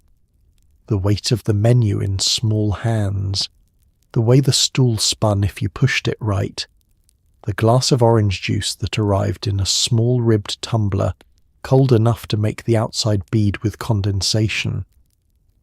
The counter seen from a child's height, enormous and important, the counterman moving behind it like someone in charge of something genuinely significant. These details do not fade the way other memories fade. They stay specific, stay sensory, stay exactly as they were. Children experience the diner at a different scale than adults do, and that difference of scale is part of what makes the memory so durable. The counter is too tall to see over comfortably, which makes it mysterious and important. A surface from which things appear and disappear, cups and plates arriving as if from somewhere else, the counterman's hands visible where his face is not. The stools are too high for small feet to reach the ground, which is why the spinning matters so much. It is the one thing at the right height for a child's body, the stool rotating freely and completely and requiring no adult assistance to operate. The smell reaches children first and stays with them longest. The particular combination of coffee and bacon grease and sweet pie and something frying, registered at a young age before the individual components can be named separately, becomes a composite impression so thoroughly associated with comfort and occasion that it will trigger memory decades later in an airport or a hospital corridor or a strange city, some passing draft of similar smell pulling the whole scene back with a completeness that is almost physical. Saturday morning was the most common diner morning for families, the one outing of the week that belonged to no obligation, no errand, no practical purpose beyond the pleasure of it. A father who worked long hours all week and was home on Saturday with nowhere particular to be. A mother who was not cooking this morning, which was its own quiet luxury. Children still in the comfortable clothes of a weekend, not yet required to be anywhere or perform anything. The diner received all of this, the collective ease of a family off duty, and held it in the round vinyl booth where everyone fit and nobody had to hurry. The chocolate milkshake, when it was ordered, was an event. It arrived in the metal cup it was mixed in and a tall glass, and the pouring from one to the other was a ritual that a child could perform with enormous satisfaction. The thick, cold shake, moving slowly from the metal to the glass, the straw going in at the angle that seemed to work best, the first sip requiring a serious effort of suction that was itself part of the pleasure. The shake was cold in a way that made your forehead ache if you went too fast, and going too fast was always the instinct and always the mistake, and the mistake was always made again the next time. Decades later, the person who was that child will sit in a diner, if they can find one, and something will happen that is not quite memory and not quite feeling but some combination of both, a sense of the room being right, in a way that specific rooms sometimes are. The smell and the sound and the weight of the cup in their hands, all adding up to something they recognize from a long way back. They will not be able to say exactly what it is or where exactly it comes from. But they will stay a little longer than they planned. They will order the pie. They will wrap both hands around the coffee cup and let the warmth move through them and look out the window at the street and feel, briefly and without explanation, entirely at home. You're not trying to listen. But the diner does not always offer the option of not listening, and the conversations that reach you across the room or from the next booth carry their own kind of weight. The ordinary unguarded talk of people who have forgotten, or perhaps never knew, that the room is full of ears. A woman explaining something to her sister with a patience that has been tested before and will be tested again. Two men talking about a job one of them no longer has. A teenager telling a friend about something that happened at school last week, her voice dropping on the important parts in a way that makes the whole room slightly quieter without anyone deciding to make it so. The diner is a room without walls between its inhabitants, and this is part of what makes it different from the more partitioned spaces of daily life, the office with its closed doors, the home with its separate rooms, the car with its particular solitude. Here everything is audible to everyone, at least in fragments, and the fragments accumulate into something that is not quite intimacy, but is adjacent to it, the sense of being briefly let into the ordinary texture of other people's lives without any of the parties having agreed to the arrangement. The conversations you overhear in a diner are rarely about anything remarkable. This is precisely what makes them remarkable. A husband and wife working through the logistics of a week that has more in it than either of them planned for, their voices carrying the particular tone of people who've had versions of this conversation many times and have arrived at a system for it that mostly works. Two older men at the counter covering the same ground they covered last Tuesday and will cover again next Tuesday. The conversation less about information exchange and more about the simple pleasure of being in the same room with someone who has known you long enough to require no explanation. A young woman on her lunch break talking to a friend about a decision she's not yet made, her voice moving between certainty and doubt in a rhythm that the friend answers with the kind of listening that does not interrupt. You're not eavesdropping. You're simply present in a room where these things are being said, and presence in a diner means proximity, and proximity means hearing. The diner does not apologize for this, and neither do its occupants.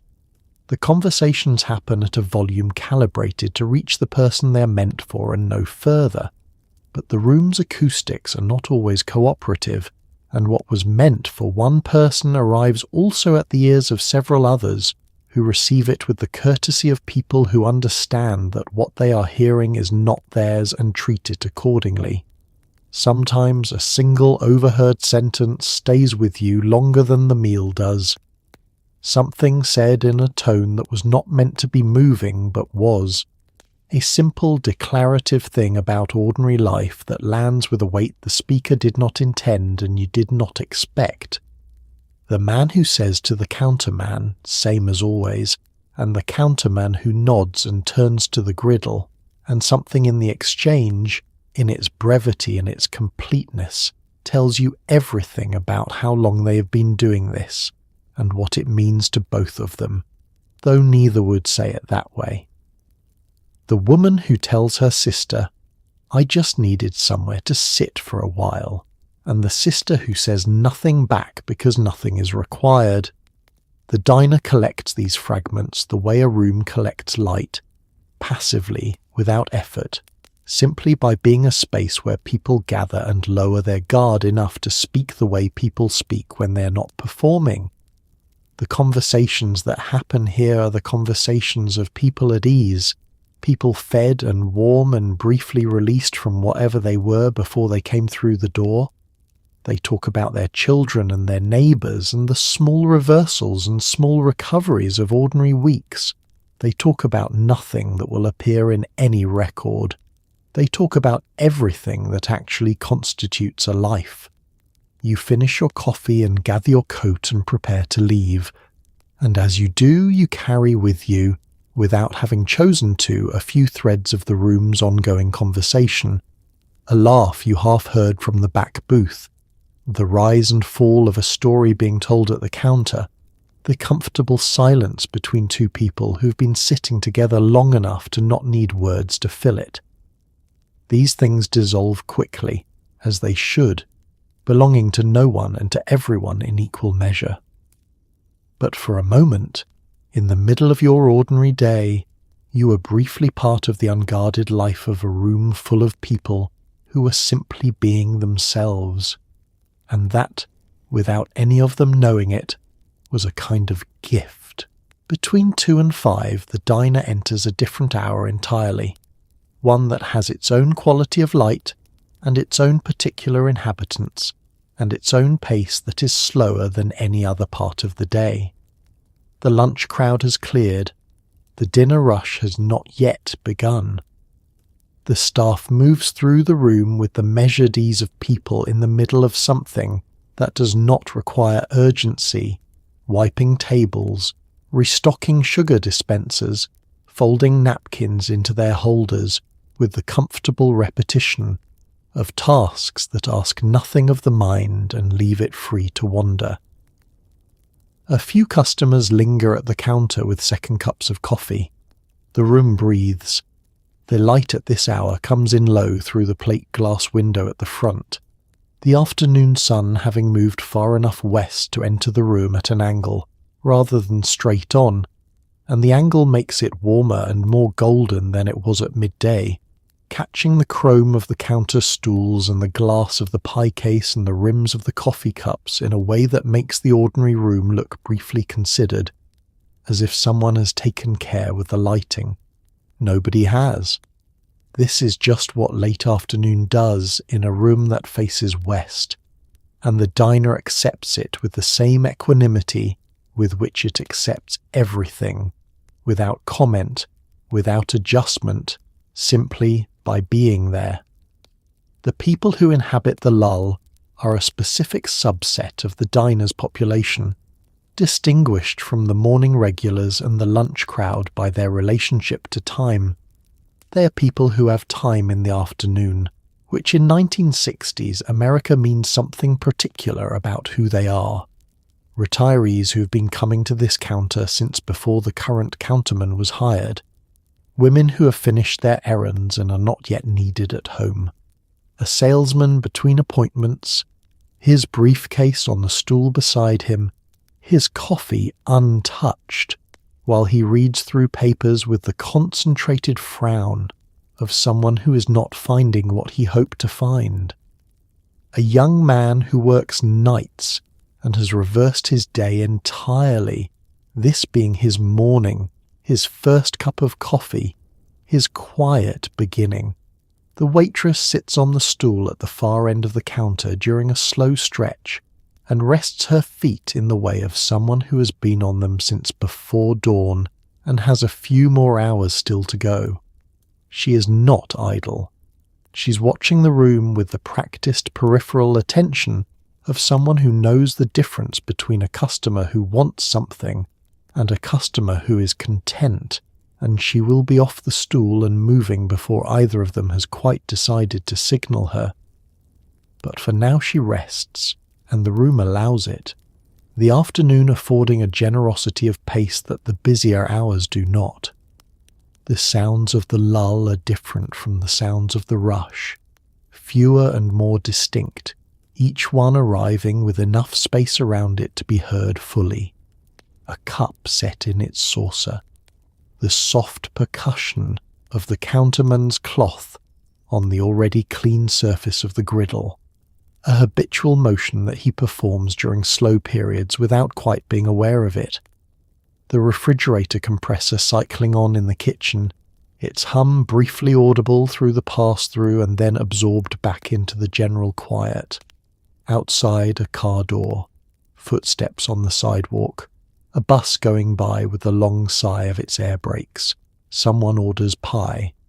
This happens more frequently during the lull than at any other hour, the afternoon being the time when pie makes the most sense, when there is no meal to save room for and no schedule that makes dessert impractical. The waitress cuts the slice and sets it down and pours the coffee alongside it without being asked, because pie and coffee in the afternoon are so thoroughly a unit that separating them would be like asking for just half of something. The customer eats slowly, turning the pages of a magazine that has been sitting on the counter since morning, and the room accommodates his pace with the patience of a place that has no particular preference about how long you stay. By 4:30 the light through the window has shifted again, gone from golden to something cooler and more lateral, the shadows longer now, the street outside taking on the quality of late afternoon in autumn, the particular beauty of a day beginning its conclusion. Inside the diner the lull is itself concluding, the energy of the room beginning its slow preparatory movement toward the dinner hour, a shift you can feel before you can see it. Something in the air suggesting that the quiet is almost over and the next wave of the day is gathering itself just outside the door. But for now the room is still in its lull, slow and warm and amber lit, the coffee going, the pie case waiting, the staff moving through the easy rhythms of the in-between hour. It is the diner at its most unguarded, most itself, stripped of the performance that busier hours require, and left simply to be what it is, a warm room in the middle of an ordinary afternoon, doing nothing more and nothing less than holding the day gently until the day is ready to move on. Someone has put a small artificial tree on the end of the counter near the register, its lights blinking in a slow, festive rhythm that competes gently with the neon of the pie case. Tinsel hangs along the top of the pass-through window in a loose swag that the kitchen draft lifts occasionally at one end. A handmade sign taped to the mirror behind the counter wishes everyone a Merry Christmas in green marker, the letters slightly uneven, the sentiment entirely genuine. The diner at Christmas is still the diner, still operating with its usual efficiency and warmth, but decorated now with the kind of effort that reveals something about the people who work here, something generous and unguarded and completely characteristic of a place that has always understood that its job is to make people feel welcome. The decorations were put up by the staff over the course of 2 or 3 days in early December, each addition appearing without announcement.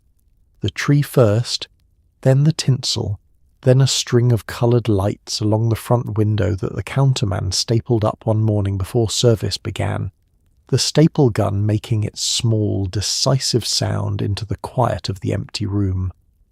Nobody coordinated this. Nobody assigned it.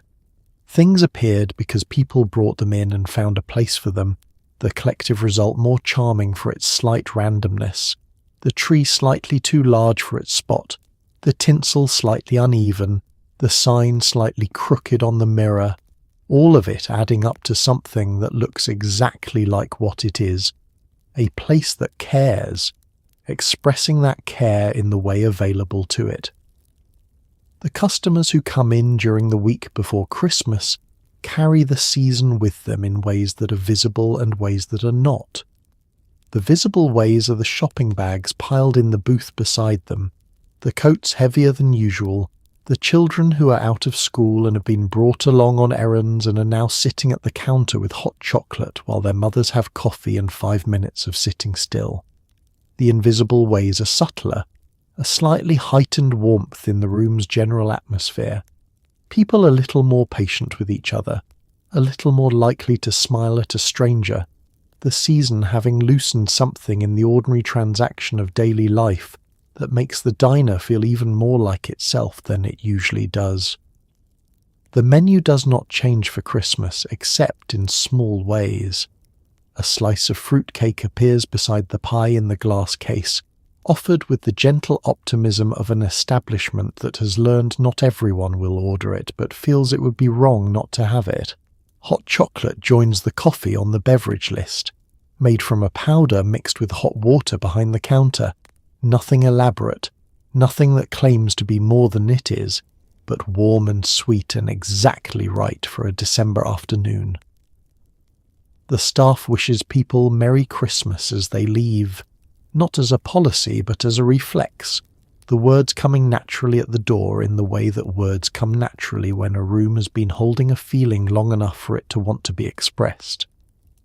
On Christmas Eve the diner stays open later than usual, and the people who come in at that hour are a particular group, the ones for whom the holiday is complicated or solitary, or simply not what the season promises it will be, and the diner receives them without distinction.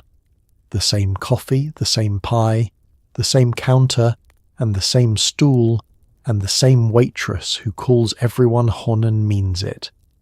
The little tree blinks its patient rhythm. The tinsel lifts in the draught from the kitchen. The sign on the mirror holds its slightly crooked greeting for everyone who comes through the door. Outside the street is quiet. The shopping is done. The city has pulled itself inward toward its various warmths, its families and its fires and its particular versions of the evening.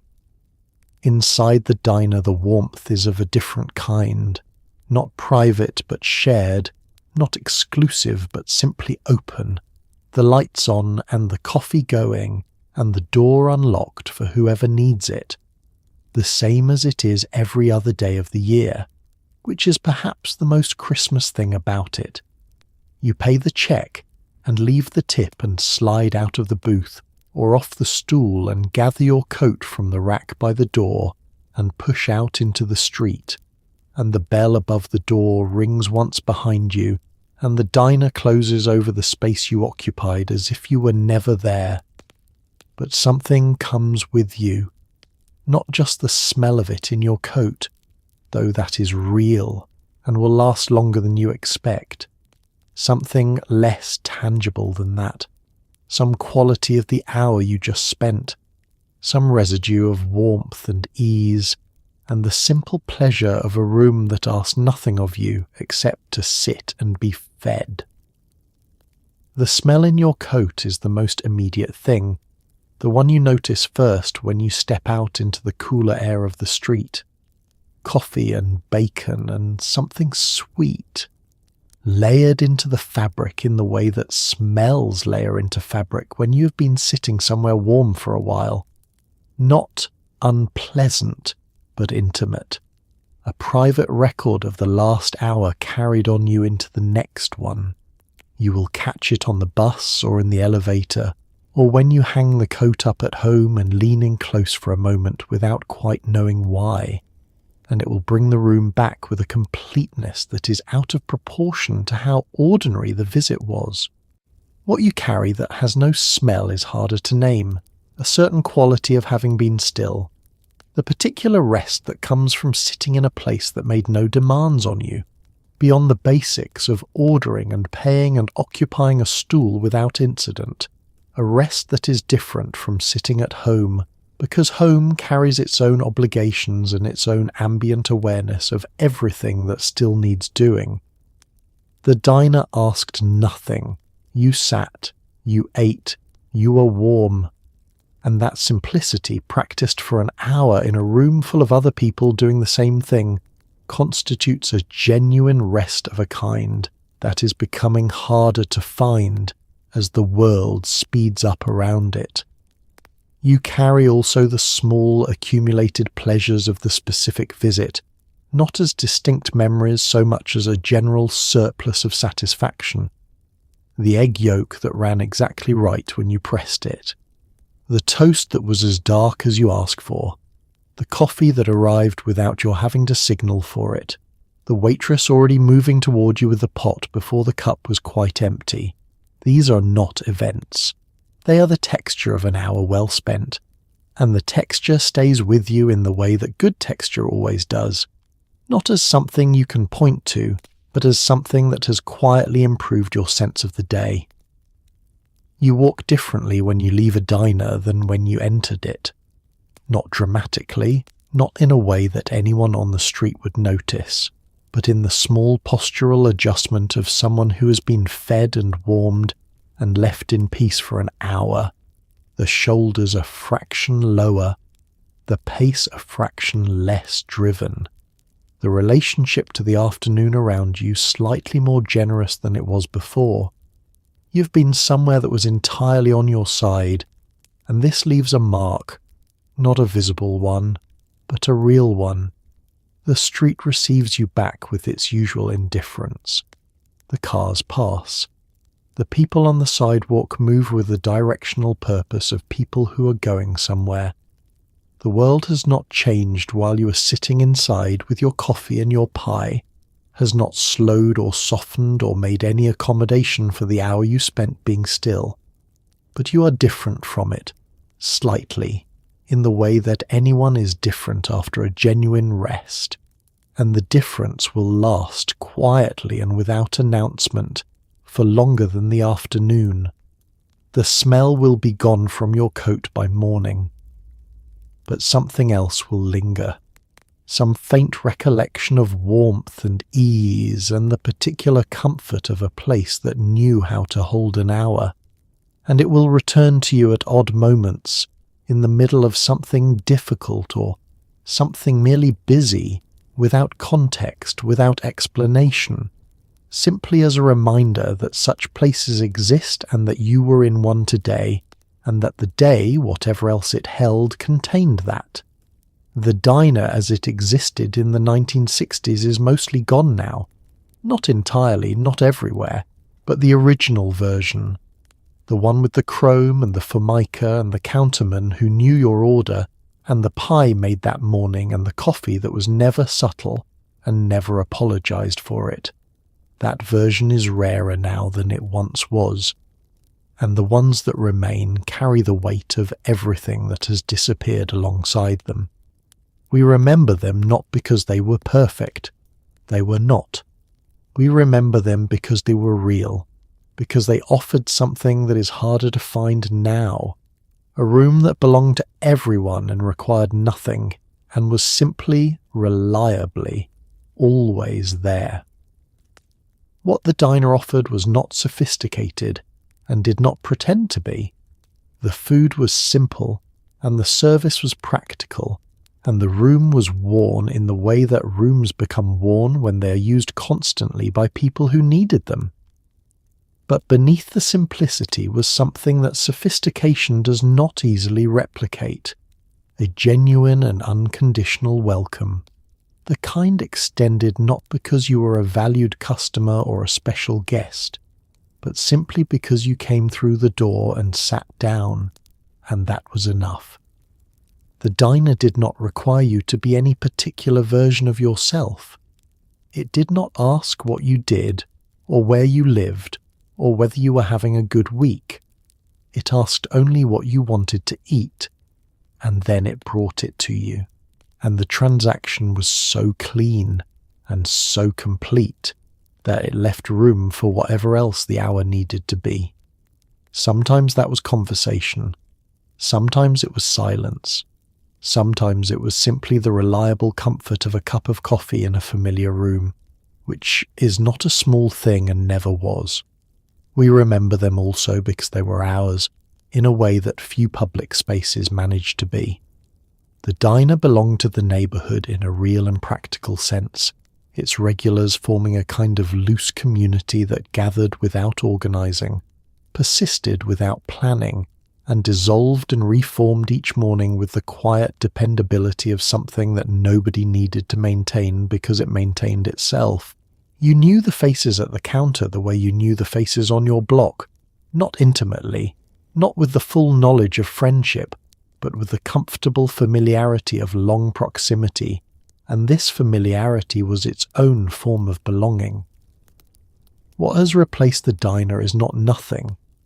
There are coffee shops and fast casual restaurants and breakfast chains with consistent menus and reliable Wi-Fi and comfortable seating, and they serve their purpose and they serve it well.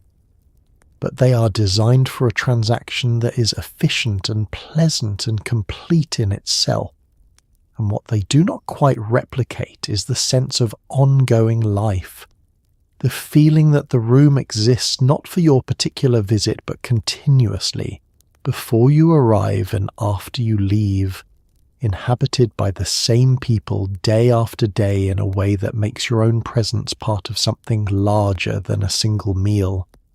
The diner understood, without articulating it, that feeding people is an act of care, and that care, extended consistently over years, accumulates into something that looks a great deal like community. The counterman who made your eggs every morning for 11 years was not your friend in any formal sense, but he knew how you took your coffee, and he had seen you on the mornings when things were hard, and he had asked no questions and made no comment, and simply set the cup in front of you with the same steadiness he brought to everything, and that steadiness, offered freely and without drama, was a form of care that sustained people in ways they may not have been able to name. We remember the diner because it was a place where ordinary life was taken seriously, where a cup of coffee and a plate of eggs were treated as the important things they actually are, where the small daily rituals of eating and sitting and being in a room with other people were honoured with the full attention of people who understood that this was the work and that the work mattered. It was not a grand place. It was not trying to be. But it was fully and completely itself, every day, without apology, and in being so completely itself, it gave everyone who came through the door something genuine to hold on to. We are still holding on to it. That is why we remember. And so the door swings closed behind us, and the bell rings once, and we step back out into our own time, carrying with us the smell of coffee and bacon grease, and something sweet from the pie case, and the particular warmth of a room that asks nothing of us except to sit for a while and be still. We walk through the whole of it today. The early morning counter with its quiet regulars and its steam rising from thick white cups. The lunch rush and its beautiful practiced chaos. The Sunday booths full of families still in their good clothes, loosening their ties, ordering the waffle again because Sunday morning is not the time for restraint. The jukebox sending its warm, rounded sound across a room full of people who were simply, quietly, living their lives. Think about the people who made these rooms what they were. The waitress who remembered how you took your coffee and never made a thing of it. The cook whose hands never stopped moving and never made a mistake that mattered. The regular in the third booth who came every weekday at 8, and whose absence, when it finally came, left a shape in the room that everyone felt and nobody mentioned. They did not think of themselves as inhabiting something precious. They were just doing the work of an ordinary day, with care and consistency and a quiet dignity that did not require an audience. Carry something small from them into your own morning. Slow down over your first cup of coffee. Sit for a moment before the day begins. Notice the warmth of the cup in your hands and let it be enough, because it